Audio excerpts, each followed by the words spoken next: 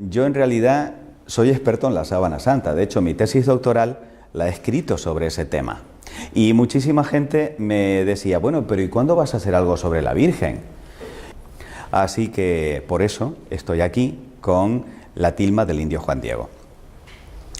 ¿Cómo sabemos estas cosas? Pues lo sabemos a través de los documentos históricos que nos hablan acerca de cómo se llevó a cabo la imagen. Hay un documento muy interesante, es un relato corto que se lo debemos a este señor que estamos viendo aquí venerando la imagen, el padre Juan González. Él era el secretario y el intérprete del primer obispo de México, Fray Juan de Zumárraga, que no sabía hablar náhuatl, que es el idioma que utilizaban los indígenas en el momento de la aparición.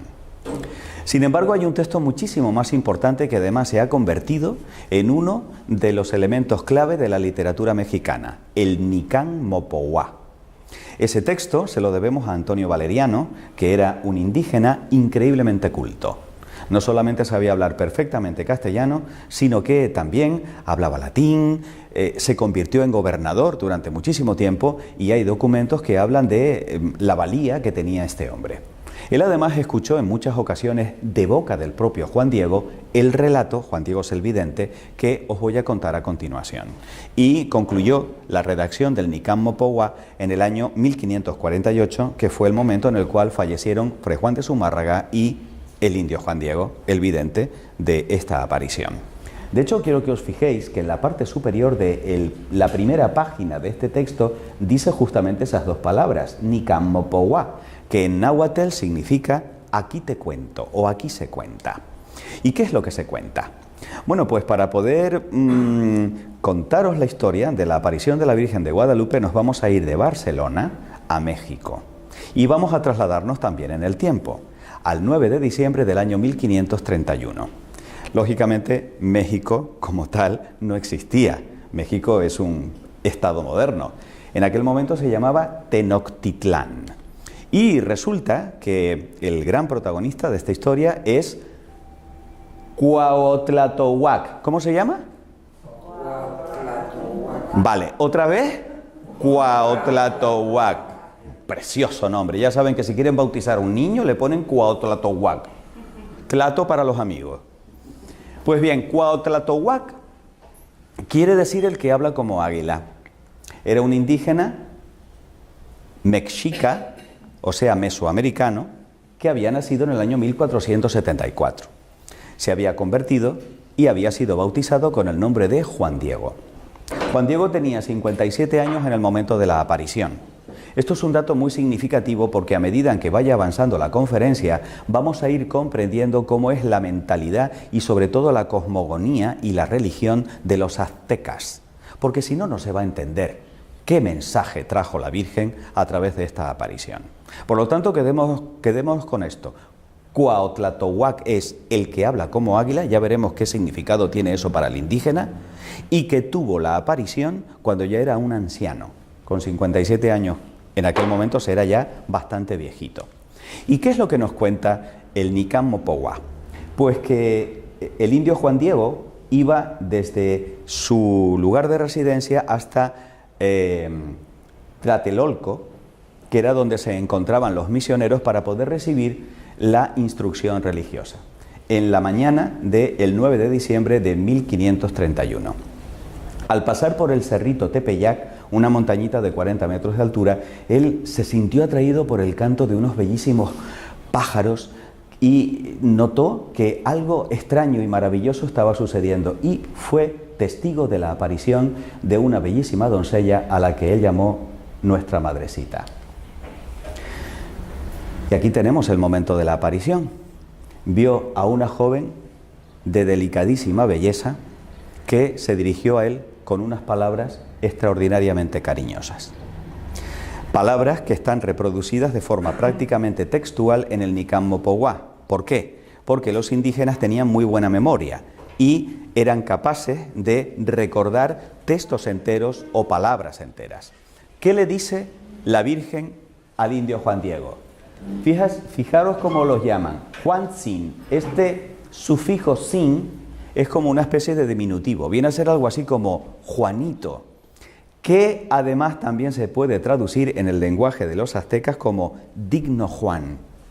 Estamos hablando de un hombre muy pobre, y que alguien se dirigiese a él de esa manera cariñosa y tratándolo con esa dignidad, ya impactó su corazón. Le dice: ¿a dónde vas, hijo mío? Ten por cierto, el más pequeño de mis hijos, que yo soy la perfectísima siempre Virgen Santa María. No le dice el nombre Guadalupe, le dice esto: la perfecta siempre Virgen Santa María. Y ahora quedaros con cómo identifica a su hijo, porque este dato nos va a servir para más tarde. Madre del verdaderísimo Dios, por quien se vive, el creador de las personas, el dueño del cielo y de la tierra. Ya sabéis que siempre en las apariciones la Virgen se aparece para algo, y esta no es una excepción. También hay un mensaje y hay una petición, y le dice: mucho deseo que aquí me levanten mi casita sagrada, en donde lo mostraré. ¿Lo mostraré a quién? A ese, al verdaderísimo Dios del que ella es madre. Lo daré a las gentes con todo mi amor personal, en mi mirada compasiva, en mi auxilio, en mi salvación. Porque yo en verdad soy vuestra madre compasiva, tuya y de todos los hombres que en esta tierra estáis. Porque allí escucharé su llanto, su tristeza, para remediar y para curar todas sus diferentes penas, sus miserias y dolores. Anda al palacio del obispo y le dirás cómo yo te envío, y ten por seguro que te lo pagaré. El indio Juan Diego se expresa en el Nican Mopowá de una forma verdaderamente encantadora. Yo os invito a que cuando no tengáis nada mejor que hacer, entréis en internet y descarguéis el Nican Mopowá, es fácilmente descargable en PDF, y leáis las palabras textuales con las que se dirige el indio Juan Diego a la Virgen, porque la trata, en eso es muy canario, de mi niña. Mi niña, ¿qué quieres, mi niña? ¿En qué puedo servirte, niña mía? Y a partir de ese momento él se refiere a la Virgen como mi niña del cielo. Es bellísima la historia. Bueno, por supuesto, Fray Juan de Zumárraga, el obispo, no lo cree. De tal manera que era un franciscano que prácticamente acababa de llegar a México. Era un hombre bondadoso y era también muy culto, pero se tenía que valer de el padre Juan González para poder hacer la traducción al náhuatl, ya que él todavía no hablaba esa lengua. Pues bien, sucede que el hecho de que llegara un indígena recién convertido diciendo que se le había aparecido la Virgen y que encima estaba pidiendo que se le construyera un templo en el llano, pues aquello estaba totalmente fuera de lugar para este hombre, y le dice: vale, Juan Diego, vente mañana que ya esto lo veremos en otro momento. Juan Diego, obediente, se va del palacio del obispo y vuelve otra vez al Tepeyac, en donde por segunda vez se encuentra con la niña celestial y le dice: ay, mi niña, manda a alguien más culto que yo no sé nada, yo soy un ignorante, yo soy un hombre de la tierra. A lo cual la Virgen le responde: escucha al más pequeño de mis hijos, ten por cierto que no son escasos mis servidores, mis mensajeros, pero es muy necesario que tú personalmente vayas, y mucho te ruego, hijo mío el menor, y con rigor te mando, que otra vez vayas mañana a ver al obispo, y de mi parte hazle saber mi voluntad. El indio Juan Diego se despide de ella y por supuesto queda que en efecto va a volver al día siguiente para poder insistir en el mensaje que tiene para Fray Juan de Zumárraga.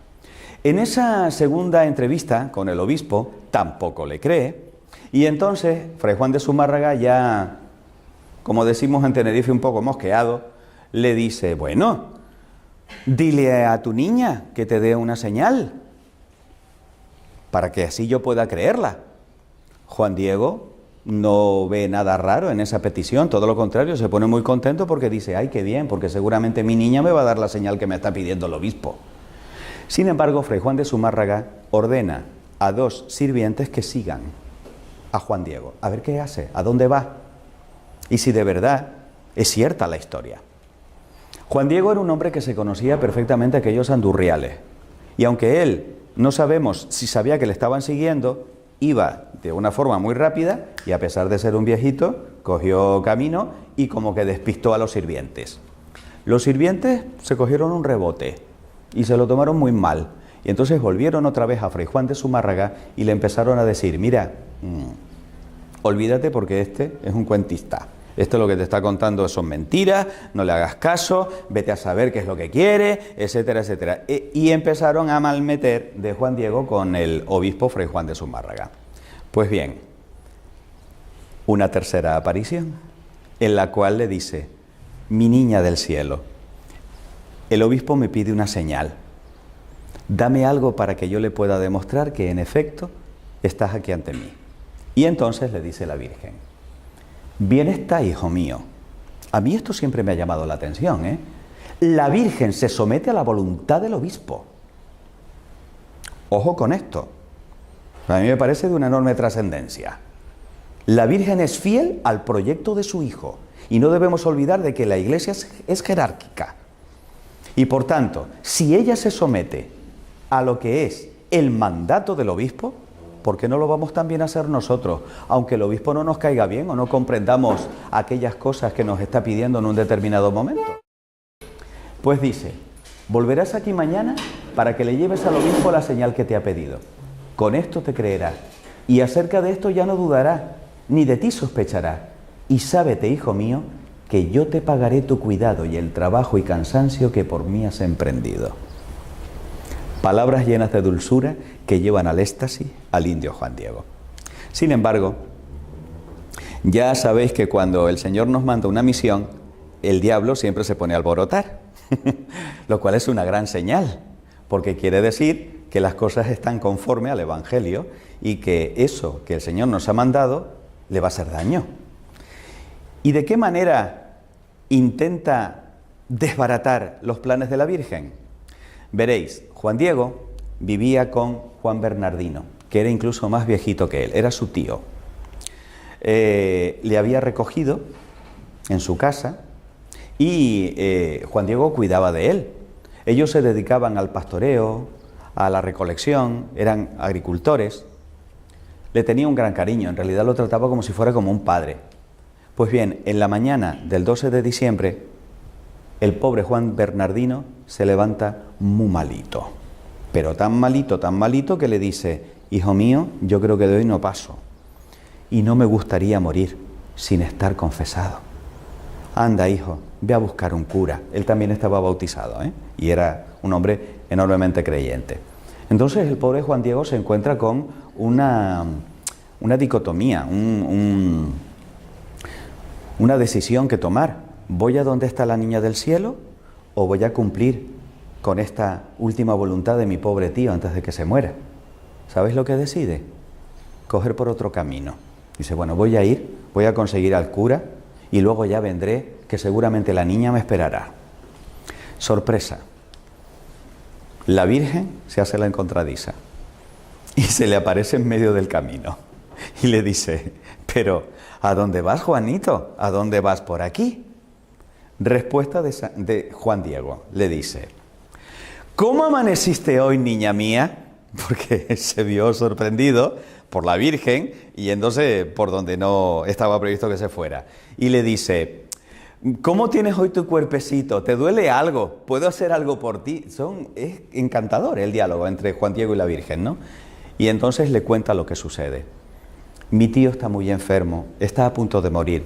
Deja que vaya a tu casita sagrada del Tlatelolco para que traiga a uno de tus sacerdotes, confiese a mi tío, pueda morir en paz y luego haré lo que tú me pidas. ¿Qué creéis que le responde la Virgen? Escucha, ponlo en tu corazón, hijo mío. Bellísimas palabras que nos recuerdan el Evangelio de San Lucas, que en varias ocasiones nos dice, la Virgen conservó esto y meditó esto en su corazón. Pues ella le dice lo mismo a Juan Diego. Que no es nada lo que te espantó, lo que te afligió, que no se perturbe tu rostro ni tu corazón. No temas esta enfermedad, ni ninguna otra cosa punzante, aflictiva. ¿No estoy aquí yo, que soy tu madre? ¿No estás bajo mi sombra y mi resguardo? ¿No soy la fuente de tu alegría? No estás en el hueco de mi manto, en el cruce de mis brazos. Son bellísimas las palabras. ¿Tienes necesidad de alguna otra cosa? Que ninguna cosa te aflija, te perturbe, que no te apriete con pena la enfermedad de tu tío, porque de ella no morirá por ahora. Ten por cierto que ya está bueno. Imagínense la alegría de Juan Diego, saber que ya no tenía que ir a Tlatelolco ni que preocuparse por su Juan Bernardino, porque estaba seguro de que la Virgen iba a curarle. Y entonces la Virgen, no contenta con eso, le dice: anda, sube a lo alto del cerro en el que nos encontramos y tráeme de allí las flores que encuentres. Maravilla. Cuando Juan Diego sube a lo alto del Tepeyac, se encuentra con que de manera milagrosa la Virgen ha hecho florecer en pleno invierno mexicano rosas de Castilla. Flores completamente desconocidas en aquel lugar. ¿Y qué es lo que hace? Lleno de alegría, porque dice: bueno, con esto me creerá el obispo. Las recoge en el ayate o tilma, que es como una especie de ponchito que llevaba por encima. Las recoge, coge todas las que puede. Además, está embriagado con el olor y se da cuenta de que las flores desprenden una iridiscencia totalmente antinatural, pero que le llena de alegría y de gozo solamente viendo aquello. Y entonces se las lleva a la Virgen. ¿Sabes lo que hace la Virgen? Con todo su amor las toca y las coloca ella misma con sus manos y las acomoda dentro del ayate del indio Juan Diego. Y le dice: mi hijo menor, estas diversas flores son la prueba, la señal que llevarás al obispo. De mi parte le dirás que ve en ellas mi deseo y que por ello realice mi querer, mi voluntad. Y tú que eres mi mensajero, en ti absolutamente se deposita mi confianza. Y mucho te mando con rigor que nada más a solas, en la presencia del obispo, extiendas tu ayate y le enseñes lo que llevas. Y le contarás todo puntualmente. Le dirás que te mandé que subieras a la cumbre del cerrito a cortar flores, y cada cosa que viste y admiraste, para que puedas convencer al gobernante sacerdote, palabras textuales, para que luego ponga lo que está de su parte para que se levante mi templo que te he pedido. El indio Juan Diego sale corriendo. Le faltan tiempo para llegar al palacio del obispo. ¿Y qué es lo que se encuentra? Se encuentra con los sirvientes que le maltratan y que tratan de robarle el contenido que él llevaba atesorado en su corazón. Yo estoy seguro de que él hubiera dado la vida para evitar que alguien le hubiera quitado aquello, porque el mandato de la niña era que se lo tenía que mostrar al obispo. Por fin, después de mucho suplicar, llega un momento en el que él se sienta en la puerta y dice: no me moveré de aquí hasta que no vea al obispo. Le dejan pasar. Ellos también intuyen que hay algo especial en esa carga que trae Juan Diego. ¿Y qué es lo que sucede? Pues que el obispo le dice: bueno, si has traído esa señal de tu niña del cielo, muéstramela. El indio Juan Diego, siguiendo el mandato de la Virgen, le cuenta todo y en ese momento deja caer las rosas a los pies del obispo. De tal manera que no solamente aparecen las rosas, sino que aparece también grabada de manera milagrosa la imagen de la Virgen Santísima en el ayate del indio Juan Diego. Por supuesto, al obispo Fray Juan de Zumárraga no le queda la más absoluta duda de que, en efecto, el relato del indio es auténtico y se convierte en el primero de los que veneran la imagen de la Virgen de Guadalupe en su oratorio privado. Era imposible, cuando se hizo pública aquella noticia, acoger a tanta gente que iba a llegar hasta allí. Y ese es el motivo por el cual en una procesión fue trasladada a la iglesia, para que de esa manera todo el mundo pudiese también venerar la imagen de la Virgen. Estamos en la mañana del 12 de diciembre de 1531. Lo que acabamos de ver, por supuesto, es una recreación con unos actores, pero este es un cuadro que representa a Fray Juan de Zumárraga en el momento en el cual se aparece la Virgen de Guadalupe. Quiero que os quedéis, por favor, con esta cara de Fray Juan de Zumárraga, porque, repito, es otro dato que también nos va a servir más tarde cuando os muestre una cosa a medida en que os vaya explicando todo lo que se sabe sobre la tilma del indio Juan Diego, porque lo maravilloso es que la tilma la tenemos en la actualidad y se ha estudiado científicamente. Y por eso estoy yo aquí, para contaros las maravillas que hay con respecto a esta reliquia maravillosa. Simultáneamente, la Virgen Santísima se aparece a Juan Bernardino y efectivamente le cura de su enfermedad y le revela su nombre. Pero atención, porque aquí entramos en una parte muy importante de la conferencia, que es saber cuál es el verdadero nombre que revela la Virgen Santísima a Juan Bernardino. Para poder comprender esto es imprescindible que por un momento yo abra un paréntesis en la conferencia y os cuente algo sobre la mitología de los aztecas. Tened en cuenta que esto se produce 40 años después del descubrimiento de América por parte de Colón y 10 años después de la conquista de México por parte de Hernán Cortés y sus 500 soldados. O sea, prácticamente Europa acaba de descubrir a esta civilización. Era una gente, pues como cualquier otro pueblo. Se casaban, tenían sus hijos, cultivaban la tierra. Es importante que veáis en esta imagen la manera en la cual las mujeres casadas, desde el momento en el que ya contraían matrimonio, se colocaban el cabello. Porque eso era un signo para el azteca de que esa mujer era de un hombre.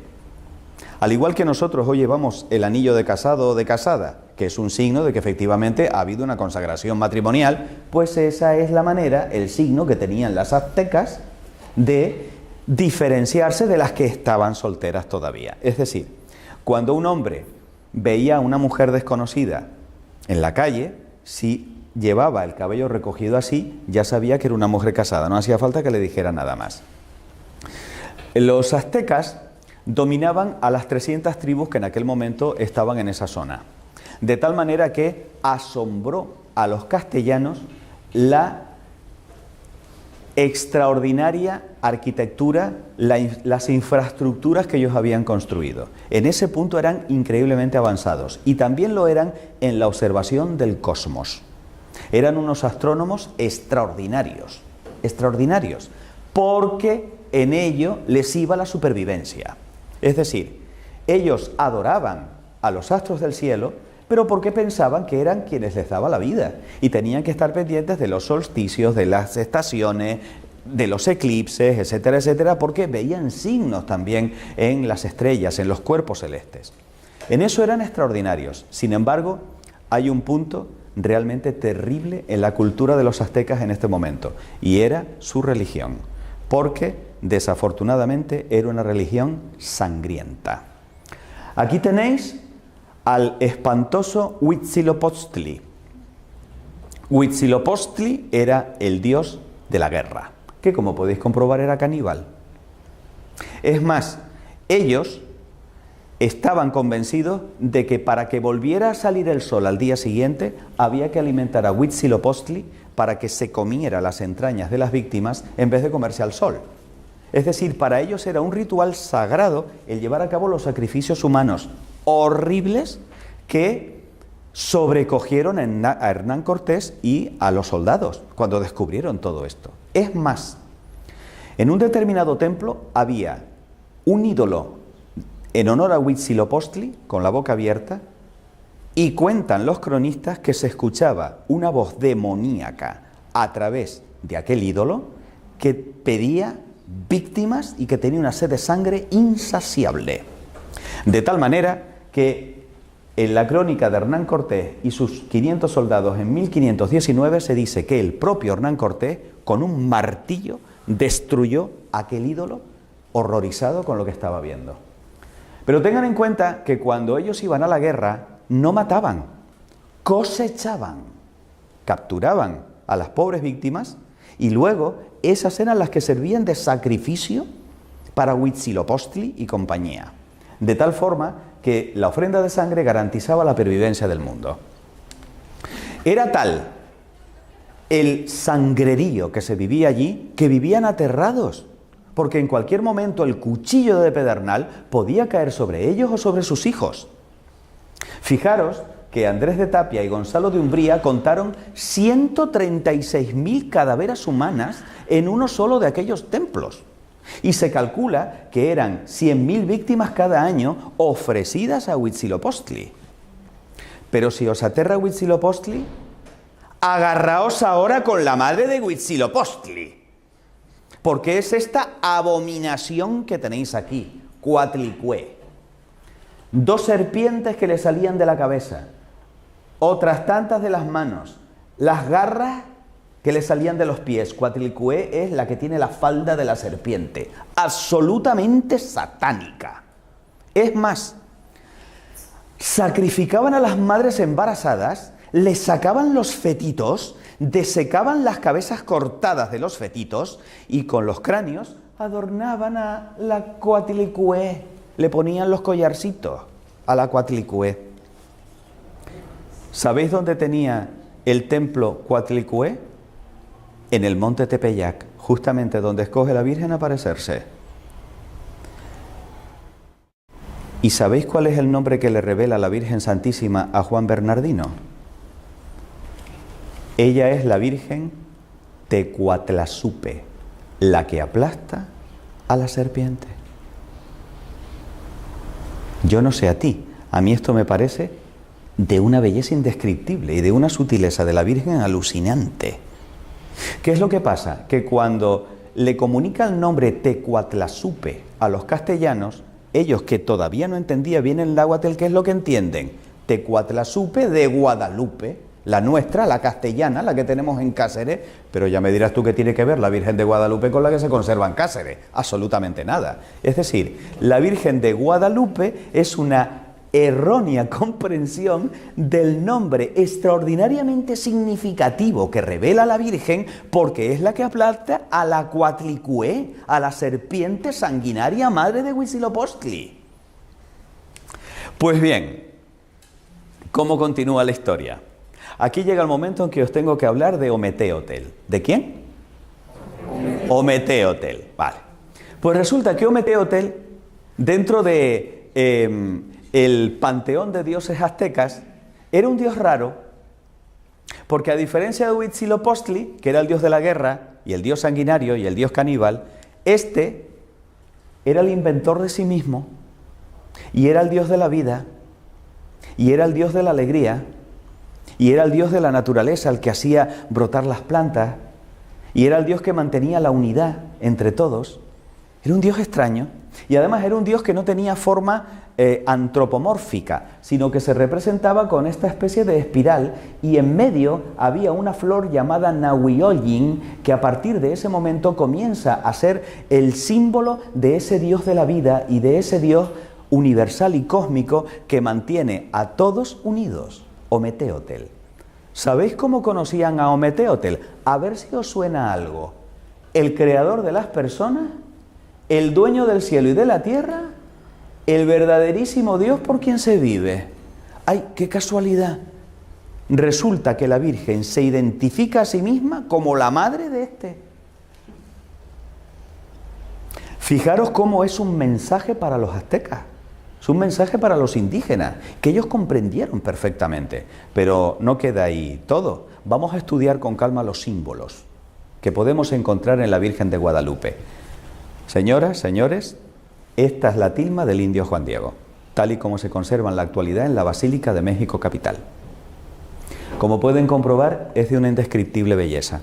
Estamos hablando de un trocito de la tilma, porque en realidad eran 3 trozos y solamente la imagen ocupa 2. Esto que tenemos aquí es la costura que va pasando de un lado a otro. Además, hay una cosa que siempre me encanta, porque no podemos olvidar que la Virgen Santísima es una señora. Es decir, si no hubiese inclinado la cabeza, la costura le hubiera pasado por la cara. Y eso a una señora como que no. Es decir, está estratégicamente colocada para que la costura de la tilma no solamente no dañe la imagen, sino que es que encima, como veremos más tarde, las propias imperfecciones de la tilma añaden gracia y volumen a los rasgos de la Virgen, de tal manera que un error de los hilos, un nudo, forma el labio inferior y le da el volumen que tiene el labio inferior. Es alucinante. ¿Qué es lo que encontramos en la tilma del indio Juan Diego? Bien, la tilma nos muestra una imagen de la Virgen que mide 1,43. O sea, no llega al 1,5 metros. Pero tiene proporción áurea. No sé si habéis oído de esto. Los artistas, los pintores, los escultores están buscando la perfección de la belleza. Y resulta que han descubierto que hay como una proporción en todo lo que nos resulta bello a los seres humanos, que es justamente esa, la proporción áurea, perseguida ya desde el tiempo de los griegos en todas sus esculturas y pinturas. Pues muy bien, esta tiene esa proporción y ha sido estudiada desde ese punto de vista. Pero no solo eso, es que se ve en el revés de la tela. Eso quiere decir que de alguna manera los pigmentos están impregnando y atravesando la tela entera. Pero cuidado, porque el lienzo, es decir, la tilma, no estaba preparada. No tenía ningún tipo de apresto, ni ningún material, ninguna textura para poder evitar que esas imperfecciones dañaran lo que se iba a reflejar allí. A ningún pintor se le hubiera ocurrido trabajar con un trozo de tela que no estuviera previamente preparado. Pero es que además esto no es pintura, porque no hay huella de pincel. Es como si de alguna manera la imagen estuviera fotocopiada, serigrafiada encima de la tela, lo cual no tiene explicación, porque esto no se puede hacer por mano humana, porque si no, no tendría estas características. Y aquí se parece un poco la imagen de la Virgen de Guadalupe con lo que nos encontramos en la Sábana Santa. Son imágenes imposibles, imágenes que no se pueden reproducir con la tecnología contemporánea, pero son imágenes que requieren una explicación por parte de la ciencia, porque están ahí. No se pueden negar, no es una entelequia filosófica, es algo que se puede palpar, medir y pesar y llevar a un laboratorio. Los hilos resaltan los detalles y en realidad estamos hablando de un pictograma. Los aztecas no escribían con letras, sino que utilizaban imágenes, algo así como los egipcios y los jeroglíficos. Pictogramas, es decir, dibujos que representan cosas. Vamos a ver qué es lo que representa detalladamente la imagen de la Virgen de Guadalupe. Por lo pronto, lleva el pelo suelto. ¿Qué quiere decir eso? No está casada, es virgen. Esta muchacha es virgen. Indiscutiblemente, cuando el indígena ve el pelo, dice, esta no está casada. No solo eso, sino que además lleva un broche de jade con la cruz dibujada. Daros cuenta de que el jade era una piedra semipreciosa que ellos pulían para hacer los espejos y la consideraban divina. ¿Por qué? Porque les mostraba la imagen, a ellos mismos, su imagen, la veían reflejada en el jade. Es más, al ver que el jade que lleva el broche tiene el mismo signo que ellos veían en los estandartes de los conquistadores y en las velas de los conquistadores, dicen, uy, cuidado, porque esta es de la misma religión de estos que vienen del otro lado del mar, a los cuales también nosotros consideramos dioses. Porque sabéis el tema de Hernán Cortés, ¿no? Ellos pensaban que eran dioses también, porque no los habían visto nunca con casco y con barba, que era justamente como representaban algunos de sus dioses. Por lo tanto, no tuvieron duda de que aquellos eran superpoderosos. Cuidado con esto, porque a veces se interpreta mal. A nosotros, occidentales, el ver a alguien así nos da la idea de estar rezando. No. Para un azteca, el colocar la mano así significa, te traigo un regalo, tengo un obsequio para ti. Este es el signo de regalo para los aztecas. Con lo cual, ellos comprenden, esta nos trae un regalo. Vamos a ver qué regalo nos trae. El ceñidor, indiscutiblemente, significa que esta muchacha, que es virgen, está embarazada. Y ya les va sonando eso que le contaban los misioneros, de que la madre de Jesús, a pesar de ser virgen, tuvo a Jesús. Se cuentan 46 estrellas en todo su manto. Esto es tan impresionante que merecerá la última parte de la conferencia. Dentro de un rato os hablaré de las estrellas. Pero tened en cuenta que, además, los rayos del sol salen detrás. Lo que quiere decir que si esta se tapa con las estrellas, tapa el sol y está encima de la luna, esta es infinitamente más poderosa que nuestros dioses, porque nuestros dioses están a su servicio. El cosmos entero le sirven a ella de lugar en donde colocarse, de manto y de embellecedor con los rayos del sol. aquí aparece, y aquí, hasta 7 veces, la flor Nahuioyin, que era la flor con la que representar a Ometeotl. Por lo tanto, si en la túnica aparece representada la flor Nahuioyin, quiere decir que el regalo que nos trae esta es a Ometeotl. Indiscutible. Daros cuenta de que todos estos detalles se le escapaban a los castellanos, pero ellos, con un solo vistazo, captaban perfectamente el mensaje que traía la Virgen. No solo eso, daros cuenta de que ella tiene la rodillita levantada y ese es el motivo por el cual se ve la zapatilla. Pero el que tenga la rodilla levantada, ¿qué quiere decir? Pues que está danzando. ¿Cómo adoran los indígenas? Bailando. ¿Y esta qué está haciendo? Está danzando. Que solamente bailaban ni siquiera en la fiesta, sino en el momento de la adoración. Por lo tanto, esta está adorando al Ometeotl que nos trae de regalo. Es decir, el Ometeotl es más poderoso que ella, porque ella lo está adorando. El color de la túnica es un color verde azulado, pero curiosamente era el color de la capa de Moctezuma, el emperador. Por lo tanto, el emperador era el único que tenía la autorización, la autoridad para poder vestir ese color. Era el color de los emperadores. Por lo tanto, si ésta se viste de ese color es porque es una emperatriz. No solo eso, sino que además nos encontramos con que está sobre la luna, como ya os he dicho. ¿Sabéis lo que significa México? El ombligo de la luna. Por lo tanto, ella viene a posarse sobre nuestra tierra. Ella viene también a bendecir el ombligo de la luna, México.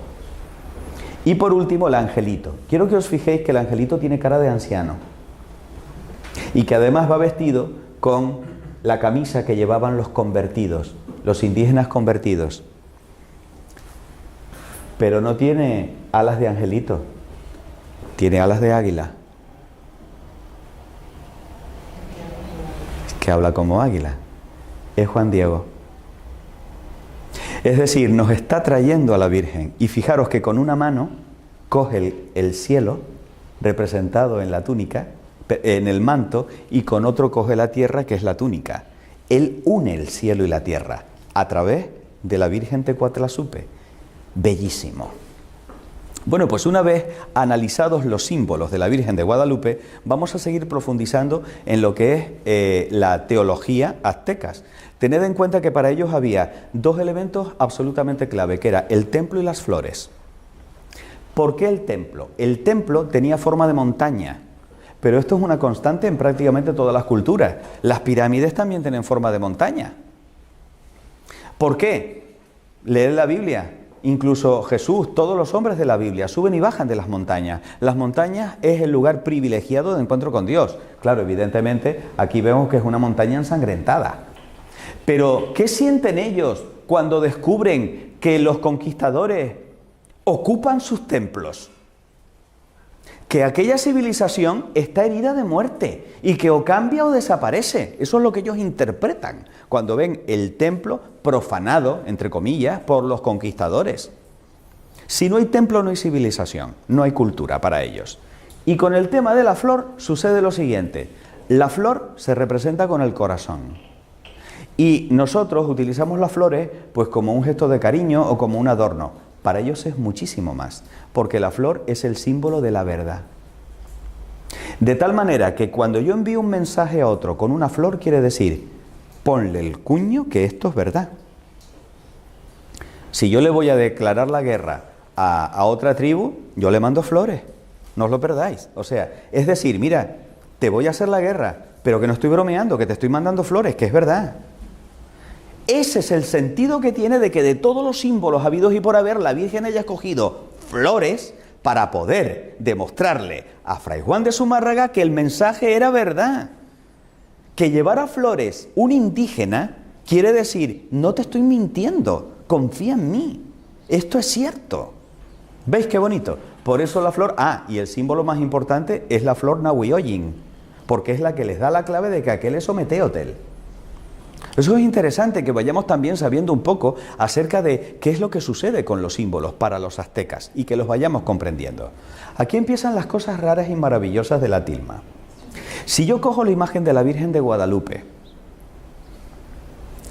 y la coloco sobre un mapa de México, haciendo coincidir las flores Nahuioyin con las montañas y volcanes que en la realidad están en el mapa de México, coinciden perfectamente. Pero claro, esto solamente lo podemos comprobar viendo el mapa desde el espacio. Díganme quién colocó las flores en un mapa que solamente se puede ver desde el espacio en 1531. Sigamos avanzando para ver qué otros misterios nos trae la Virgen de Guadalupe. A ver, el año 1531 fue un año muy especial para los indígenas. Por lo pronto, vieron aparecer el cometa Halley. Que unos indígenas vieran a aparecer un cometa, la cosa está muy mal. Eso es lo que significa el cometa para ellos. Aquí van a pasar cosas muy gordas, pero gordas de verdad. No solo eso, sino que además se produce un eclipse. ¡Horror! Huitzilopochtli está cabreado. A ver, ¿qué es lo que hemos hecho? Habrá que matar, darle de comer, sangre. No solo eso, sino que además el 12 de diciembre de 1531 era el solsticio de invierno. Y cuidado, porque aquí hubo un desfase, porque en realidad, según el calendario gregoriano, tendría que haberse producido el 22 de diciembre, no el día 12, pero es que en 1531 no estaba el calendario gregoriano, estaba el juliano. Y el calendario juliano es el 12 de diciembre, el día que escoge la Virgen para quedarse grabada en la tilma. El solsticio de invierno, ¿qué significa? Acaba la oscuridad y empieza la luz. Se acaba un periodo de oscuridad y ahora vamos a empezar con este sol que renace, con estos días que a partir de ahora van a empezar a ser más largos, a vivir de una manera diferente. Se produce un terremoto, tela. Eso significa que los pilares de la tierra se están conmoviendo. Se destruyen los templos y llega una epidemia de viruela para la cual los indígenas no tenían protección natural, no tenían los anticuerpos de la viruela y los empieza a matar. Y ellos dicen, vamos a ver, nos cargamos a 100.000 personas al año, alimentamos a Huitzilopochtli con toda la sangre que nos pide.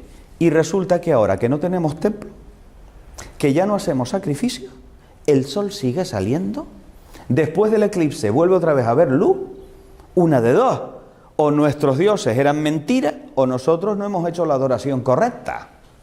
¿Veis lo que significa todo lo que pasó justamente en ese año? Pues bien, todo esto llevó, amigos y amigas, a que en la siguiente década 9 millones de indígenas se convirtieran al cristianismo. Los misioneros no daban abasto a hacer bautizos. ¿Por qué? Porque estaban abandonando una religión de muerte y de oscuridad para abrazar una religión de amor y de vida y de luz, que era la que traía la Tecuatlazupe. Por lo tanto, toda esa leyenda negra que hay sobre lo de la conquista y que se obligaba bajo pena de muerte a los indígenas y no sé cuánto, cuidadito, que hay que analizar bien los datos y que por suerte ahí tenemos la historia y los documentos históricos. Pues bien, el Papa Benedicto XIV recibió inmediatamente, aparte de que se difundió toda la historia de la Virgen de Guadalupe por el cristianismo entero, una copia de la tilma del indio Juan Diego y la Virgen terminó coronada como emperatriz de América. Hoy en día este es el actual templo en México capital en el que se conserva la tilma del indio Juan Diego. Es el séptimo de los templos. Fue consagrado el 11 de febrero de 1976, Día de la Virgen de Lourdes. Y no solo eso, sino que tiene 10.000 personas de aforo. Fijaros además que tiene la forma como de la capa de la Virgen, ¿no? O sea, entramos bajo el amparo de la Virgen, debajo de su manto, debajo del manto de la Virgen. Es indiscutible que la cultura mexicana se ha fraguado en torno a la Virgen de Guadalupe.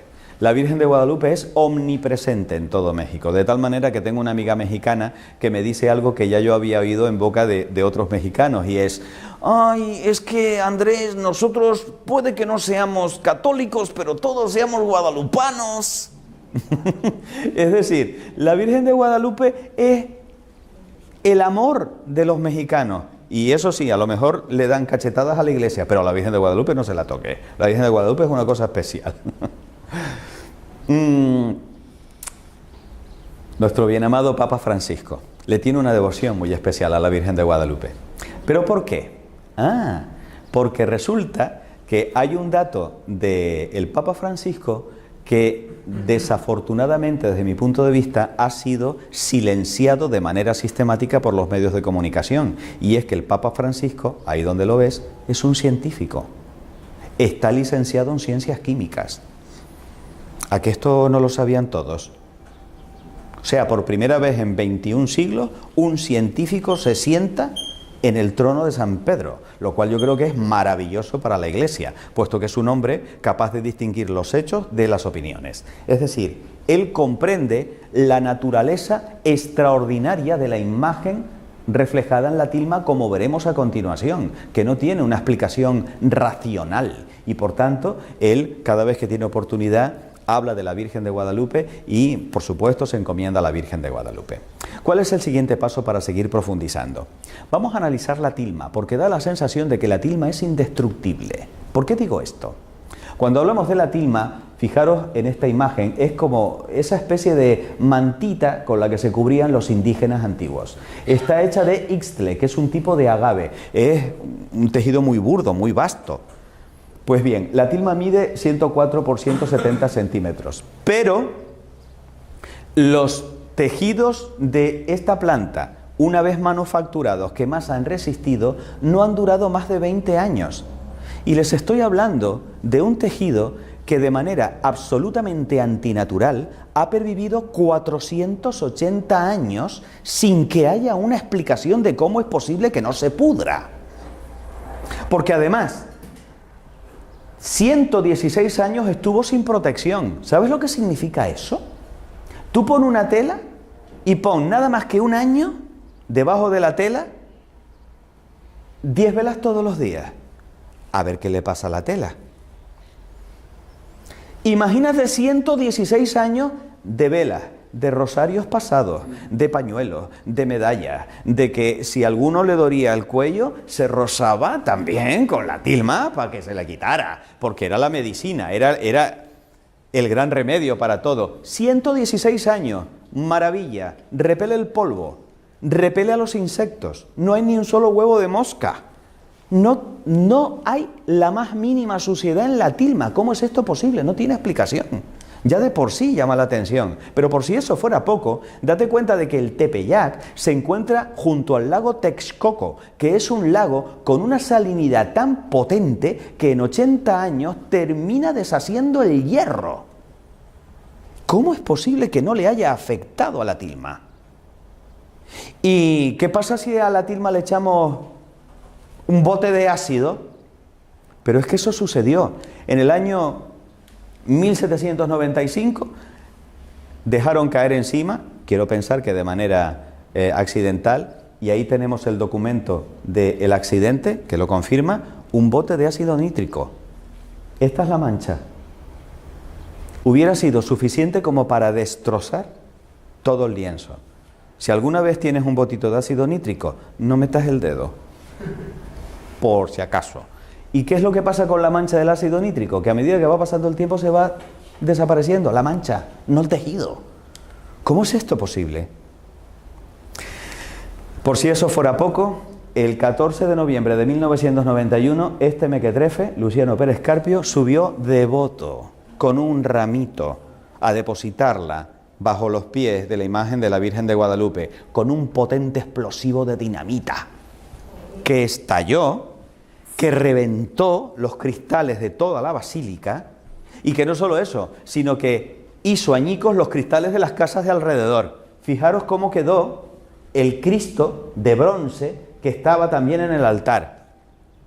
Suficiente para destruir con creces la tilma. y no sufrió ni un solo rasguño, ni la tilma ni el cristal, que no era antibalas. Lo de los cristales antibalas es reciente. Por cierto, voy a hacer un paréntesis.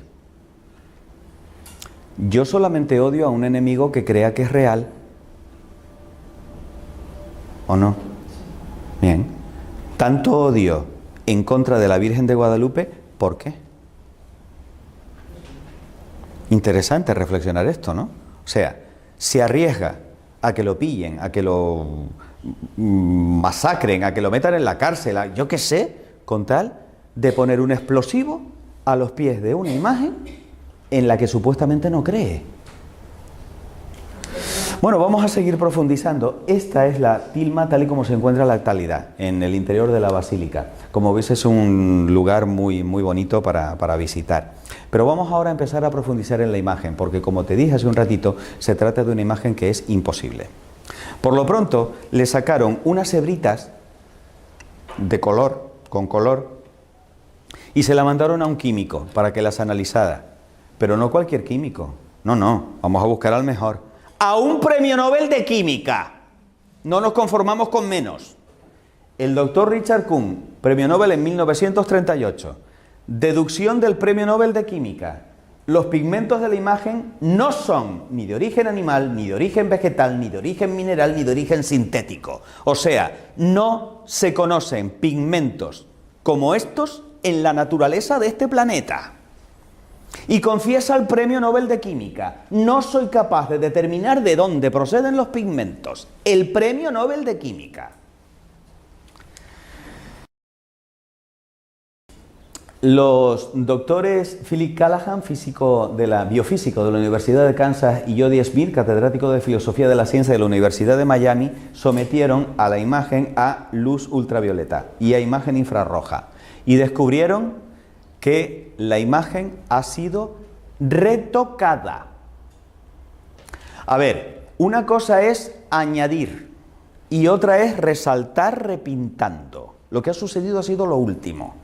Se han resaltado cosas de la imagen repintando encima. ¿Y eso cómo lo podemos comprobar, aparte de lo que han hecho estos señores con la luz infrarroja y ultravioleta? Pues comparando la imagen actual con imágenes más antiguas. Por ejemplo, esta tomada por Manuel Ramos en 1923. Comparen. Allí parece mucho mayor. Observen la dulzura y la belleza de la cara original. Le han colocado un colorete. Le han hecho una rinoplastia, porque le han hecho la nariz más chiquita. Le han puesto papada, porque la papada, aunque os parezca mentira, es un signo de belleza para los indígenas. ¿Qué le vas a hacer? No tienen por qué copiar nuestro canon de belleza. Pero es que, por suerte, no tocaron los ojos. ¿Por qué digo esto? Porque es aquí donde empieza la parte interesante. Bien, aquí tenéis lo que os contaba. Si ampliamos los labios, ved qué bonitos. Esto es un nudo que le da el resalte a los labios. Está estratégicamente colocada para utilizar los errores de la tela y hacerla más bonita todavía. Bien, ¿y qué nos revelan los ojos de la Virgen de Guadalupe? Aquí, repito, es donde viene lo interesante. Porque resulta que tenemos la opinión, por ejemplo, de un oftalmólogo, el doctor Graue, pero que no es cualquier oftalmólogo, es el rector de la Universidad Autónoma de México, una autoridad en su materia. Y que resulta que analiza los ojos de la Virgen de Guadalupe con un oftalmoscopio moderno y descubre que los ojos de la Virgen de Guadalupe reflejan la luz exactamente igual a como lo haría un ojo humano vivo, lo cual es imposible en una pintura hecha con mano humana. No tiene sentido que esto suceda. Y dice el médico: examiné los ojos con un oftalmoscopio de alta potencia y pude apreciar en ellos profundidad de ojo como al estar viendo una córnea humana viva. Y cuenta la siguiente anécdota, que estaba tan fascinado con lo que estaba viendo, y teniendo en cuenta que la Virgen está mirando un poquito hacia abajo, que sin darse cuenta de que estaba hablando con una imagen que está en un lienzo, le dijo: mire un poquito para arriba. Y luego se quedó diciendo: ¿qué estoy haciendo? No es el único que lo ha examinado. Desde 1950 ha habido una veintena de oftalmólogos que han confirmado sus observaciones. ¿Qué es lo que sucede en los ojos de la Virgen de Guadalupe? Aquí me he de detener un ratito y voy a emplear la foto de este muchacho. Se le toma la foto, pero es que en el ojo, en los ojos del chico, están reflejadas las personas que él estaba mirando, porque los ojos son como si fueran espejos. Espejos que reflejan la imagen de lo que está viendo. Es más, si yo cojo una de las caras de uno de los amigos del chico retratado, lo puedo ampliar de tal manera que yo puedo identificar que este es Pedro, de todos los que está allí. ¿Me siguen, no? Vale. ¿Qué es lo que se descubre en los ojos de la Virgen? Alfonso Marcué, fotógrafo en 1929, descubre el rostro de un hombre con barba. Se ve perfectamente los ojos, la nariz, la boca y además tiene la mano así. Se está cogiendo el mentón. Reflejado en una córnea de 8 milímetros. Pero no solo eso. Bueno, aquí tenéis otro fotógrafo más tarde, en 1951, Carlos Salinas, que confirma las observaciones. Aquí lo veis un poquito estilizado por un pintor, para que lo comparéis y os deis cuenta de la semejanza. No solo eso. La pregunta es, bueno, ¿esto será una pareidolia? ¿Qué es eso de una pareidolia? El cerebro humano crea imágenes y compone imágenes. Es lo que nos pasa, por ejemplo, cuando vemos formas en las nubes. Yo aquí veo una carita sonriente, y aquí veo una carita asustada, y aquí veo otra carita sonriente, y aquí una carita como diciendo hola, y esta como diciendo brr. Pero vemos que no es una cara, es una lavadora de la que está saliendo una tela. Es decir, ¿cabe la posibilidad de que lo que se ve en los ojos de la Virgen de Guadalupe sea una pareidolia? Sí, cabe esa posibilidad, a no ser de que las imágenes se vean en los dos ojos. Y a no ser de que aparezcan reflejadas en los dos ojos siguiendo la proporción de la distancia. Porque en este momento os esté reflejando en mis ojos. Pero si yo me pongo así, como está la Virgen de Guadalupe, en este ojo se verán un poquito más grandes vuestras imágenes que en este. Porque este está un poco más lejos de vosotros. ¿Me estoy explicando? Eso se llama la ley de Sanson-Purkinje. Y está perfectamente estudiado en oftalmoscopía. Pues sorprendeos, porque el doctor Rafael Torija, oftalmólogo, deduce que las imágenes aparecen reflejadas en ambos ojos y que respetan perfectamente las proporciones ópticas de Sanson-Purkinje. No es una pareidolia, son imágenes reales. Pero aquí es donde definitivamente tiran la toalla los incrédulos. Doctor José Aste Tonsman, ingeniero especialista de computación de la Universidad de Cornell, profesor de investigación operativa en la Universidad Iberoamericana de México. Descubre no una ni dos, 13 figuras en los ojos, diminutas, casi microscópicas. Para poder hacer eso, necesitó elaborar con un ordenador cuadrículas de 1 milímetro cuadrado en las córneas. 1600 cuadrículas de 15 por 15 micrones.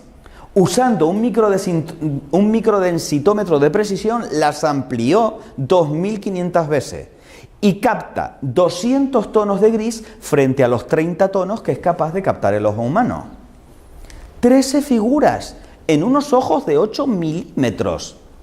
Entre ellas, la de Fray Juan de Zumárraga. ¿Os acordáis del cuadro? Es el mismo cráneo. La de Fray Juan González, el intérprete que estaba a su lado. La del propio indio Juan Diego, que lo vemos aquí, con un gorro, desplegando la tilma, y uno dice, bueno, pero ¿cómo es posible que el indio Juan Diego llevara el gorro puesto delante del obispo? Dices, claro, es que tenía las manos cargadas, no se lo podía quitar. Un indígena sentado, con el pie levantado, se ve incluso hasta las argollas y la coleta que tiene. Todo esto lo podéis ver con precisión con las imágenes que están publicadas en el libro del doctor Tonsman. El ojo derecho y el ojo izquierdo. Veis que son las mismas figuras, pero respetando las leyes de Sanson-Purkinje. Y un grupo familiar para completar las 13 figuras. Es alucinante. ¿Cómo es posible que esto lo haya hecho un artista? Cuando estamos hablando de que para ver esto necesito un ordenador de la era espacial, porque si no, no lo veo. Hipótesis. Pero bueno, ¿cómo es posible que aparezca el indio Juan Diego con la tilma extendida si la Virgen lo estaba viendo? El doctor Tosman dice, sí, es que en el momento en el que se extiende la tilma, la Virgen estaba invisible delante de aquel grupo de personas y un instante después proyecta su imagen en la tilma.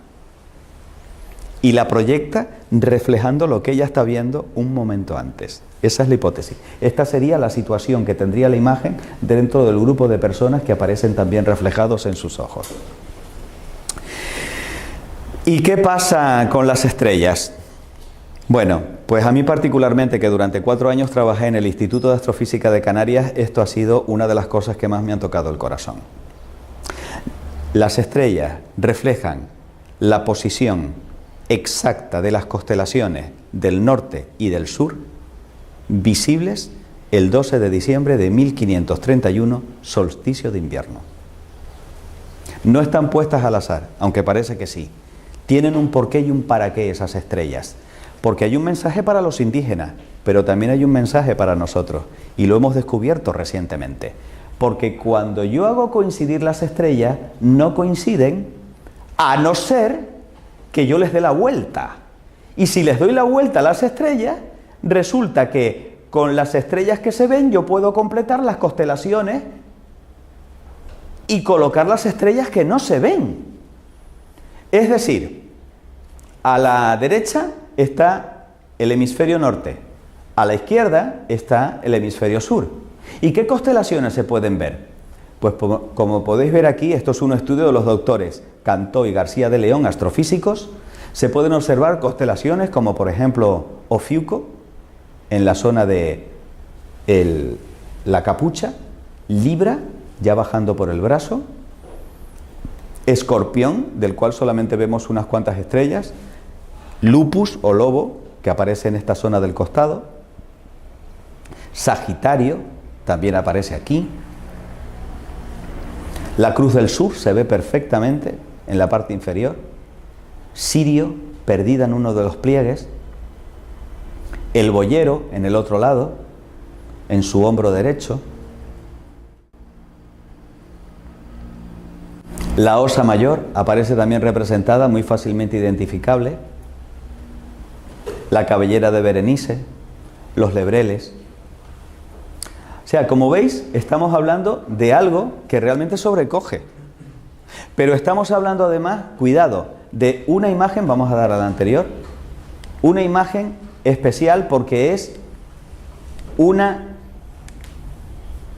imagen especular anamórfica de las constelaciones vistas desde el espacio. Desde la Tierra no se ven así.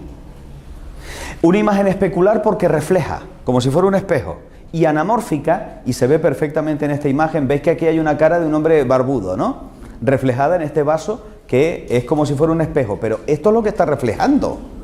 O sea, es como si aquí estuviera la Virgen encima del espacio y reflejara en su manto las constelaciones que están alrededor. Eso es lo que quiere decir esto. Está situada en el espacio, en el momento en el que se cubre con estas constelaciones, que tienen significado para nosotros. Porque qué casualidad que la corona boreal no le viene a caer en el pecho o en las piernas, le cae en la frente. Es una reina. El boyero es el guardián, probablemente representa a San José, el que cuida de la Virgen y del niño. Virgo viene a caer justamente sobre el vientre, es madre, pero es virgen también. Cristo es el león de Judá, por eso aparece también la constelación de Leo. El auriga es el buen pastor dentro de las constelaciones. Asclepio, hijo de Apolo, que es lo que representa a Ofiuco, era capaz de devolver la vida a los muertos. El centauro, que es mitad hombre, mitad caballo, un ser con dos naturalezas, igual que Cristo. Dios y hombre. La Cruz del Sur, el Calvario, naturalmente. Hay una estrella en la constelación de Leo, que es Régulo, que representa al pequeño rey. Esta nos trae a un rey pequeñito. Y, maravilla, Sirio, en un pliegue como protegida, que en la lengua original se conoce con el nombre de Nasirene. Blanco y en botella. Nazareno. Este es el misterio de las estrellas de la Virgen de Guadalupe y lo último que se sabe de la Virgen de Guadalupe, pero también tiene una significación bíblica. Apocalipsis 12. Apareció en el cielo una señal grande, una mujer vestida de sol, con la luna debajo de sus pies y sobre su cabeza una corona de 2 estrellas. Está reflejando a la mujer del Apocalipsis. Estamos terminando. ¿Cuáles son las conclusiones que podemos sacar a la luz de lo que os he explicado? Primero, el ayate ha pervivido 480 años. Eso es inexplicable. De la misma forma que también lo es que la imagen no se haya deteriorado en absoluto o que haya resistido al contacto del ácido nítrico en 1795 o que haya permanecido intacto tras la detonación explosiva del año 21. O los símbolos presentes en la tilma y que sean un códice dirigido a los indígenas mesoamericanos del siglo XVI, en lo que San Juan Pablo II llamó una perfecta inculturación. ¿Qué es eso de la inculturación? Es hablar a los pueblos según aquellas cosas que le motivan y que les llaman la atención. Porque evangelizar no es europeizar, es hablar con los signos significativos para las personas que reciben el mensaje. Lo que ha hecho ella, ha hablado con signos propios de aquella cultura. Y vaya si lo comprendieron. También es totalmente inexplicable científicamente que no se conozcan ni los pigmentos ni el procedimiento mediante el cual fue impresionada la imagen a un lienzo en el que no hay pinceladas, o que los ojos respondan a las características de una córnea humana viva. Y por supuesto no hay explicación a que existan 13 figuras humanas en los reflejos de las córneas solo visibles con tecnología contemporánea y que excluye cualquier posibilidad de casualidad o de fraude, o que las estrellas del manto muestren con precisión matemática las constelaciones visibles el 12 de diciembre de 1531. Estas son las conclusiones a las que me lleva la ciencia. La Virgen es auxilio de los cristianos. La invocamos así en uno de los bellísimos piropos que le lanzamos con las letanías lauretanas. Cuando se trasladó la imagen desde el oratorio de Fray Juan de Zumárraga en una procesión el 26 de diciembre de 1531, los indios, como ya sabes, iban danzando y desafortunadamente uno de ellos se clavó por accidente una flecha en la garganta y murió. Y entonces dijeron, vamos a llevársela a la Tecuatlazupe, que al fin y al cabo es la madre de Ometeotl, el dios de la vida. El indio volvió a la vida. De tal manera que aquí está el cuadro que representa ese momento. Cuando se extendió la noticia, llegaron en masa los indios de todo México para venerar a aquella que le había devuelto la vida a nuestro hermano. Voy a contaros una historia que a mí particularmente me parece muy bella. Ya estamos terminando. El 7 de octubre del año 1571 se llevó a cabo una batalla decisiva para Europa. Los turcos querían invadir Europa, ya habían cogido Chipre, que en aquel momento pertenecía a los reinos de Italia. Y en Lepanto se iba a librar la batalla para evitar que Europa cayera en manos de los musulmanes en aquel momento. Sabiendo eso, se lleva a cabo una Liga Santa, formada por el rey Felipe II, por el Papa y por Venecia, y lanzan la armada, pero la armada era infinitamente inferior que la increíble armada turca, una máquina de guerra perfectamente preparada para destruir al enemigo. ¿Qué es lo que hace el Papa? Manda un mensaje a la cristiandad: rezad el rosario conmigo en el momento de la batalla y pongámoslo todo en manos de la Virgen Santísima. Andrea Doria, el almirante que iba al frente de una de las naves castellanas, de una de las naves de la Liga Santa, colocó en el estandarte la imagen de la Virgen de Guadalupe y de manera totalmente incomprensible empiezan los cristianos a ganar la batalla, a pesar de tener el viento en contra. Tampoco hay una explicación, ni siquiera desde el punto de vista estratégico militar, a que hayamos ganado la batalla de Lepanto frente a los turcos, a no ser que haya habido ayuda del cielo. De tal manera que, para confirmar que efectivamente ahí estaba sucediendo algo más que una batalla militar, el Santo Padre San Pío V tuvo una visión en el Vaticano, a muchos kilómetros de distancia de la batalla, de que se había ganado la guerra de Lepanto. Y así se lo comunicó a los cardenales que estaban en ese momento rezando por él, con él. Y además se conservan las actas de la hora en la que el Papa dijo: tranquilo, hemos ganado la guerra gracias a la Virgen Santísima. Eso de auxilio de los cristianos es una letanía lauretana impuesta por el Papa San Pío V en agradecimiento por haber vencido la batalla de Lepanto. Ya no te olvidarás de eso cada vez que la pronuncias después de rezar el rosario. Bellísimo. La Madonna di Santo Stefano de Abeto se conserva, esta fue la que iba en el buque de Andrea Doria. Se conserva en la actualidad en Génova, pero tenéis una sorpresa aquí en Barcelona. No sé si lo sabéis. Tenemos al Cristo de Lepanto, que también iba en una de las naves. Tenéis la posibilidad de venerarlo en la Catedral de Barcelona. Maravilloso. Bueno, ¿y qué fue del indio Juan Diego después de todo esto? Sobrevivió 17 años a las apariciones. El indio Juan Diego se trasladó a vivir en una casita humilde, chiquitita, porque quería estar cerca de su niñita del cielo. Y el resto de su vida se dedicó a contar una y otra vez a la gente que se lo pedía el relato de las apariciones. El indio Juan Diego murió y la Virgen no se deja ganar en generosidad. Le había dicho: te lo pagaré, y vaya si se lo pagó. Porque el 31 de julio del año 2002, San Juan Pablo II decretó que Juan Diego es santo y está con su niña en el cielo. Por eso podemos invocarle como un santo, San Juan Diego, el que habla como águila, el que nos trae la nueva evangelización. ¿Cuál fue el milagro mediante el cual se canonizó al indio Juan Diego? Juan Barragán, un chico de 20 y pocos años, drogadicto, estaba pasando por el mono de no tener la droga, y fue tal su desesperación que se lanzó del balcón al suelo. Quinto piso. Bajo los ojos de su madre, desesperada, que no pudo evitar que su hijo se tirara por el balcón. Lo que sí hizo la madre fue invocar a Juan Diego. Cuando escuchó el golpe del cráneo en el asfalto, bajó corriendo las escaleras y se encontró con que efectivamente su hijo estaba perdiendo masa cerebral, tenía los sesos desparramados. Lo único que hicieron los de las ambulancias fue confirmar la muerte del muchacho y cubrirlo con una sábana.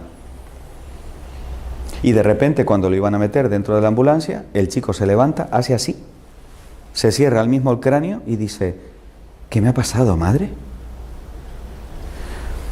Se lo llevan al hospital y el médico encargado de hacer todo el informe, que después fue por supuesto consultado por la comisión para la canonización del indio Juan Diego, certificó que aquel chico era imposible que sobreviviera. De hecho, le colocaron un respirador, no podía respirar por sí mismo.